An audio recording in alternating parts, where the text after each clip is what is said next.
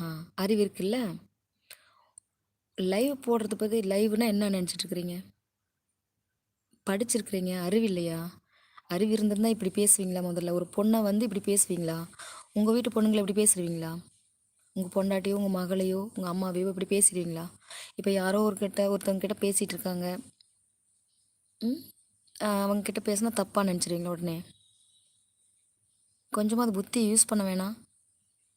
எடுத்த உடனே தப்பா பேசிறது. பெரிய இது மாதிரி.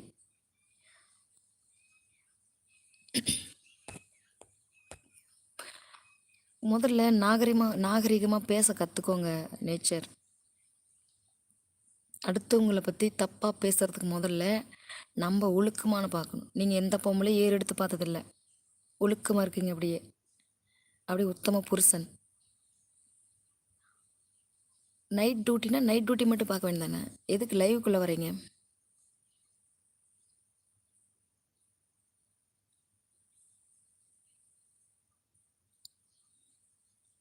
எதுக்காக லைவ்க்குள்ள வரீங்க?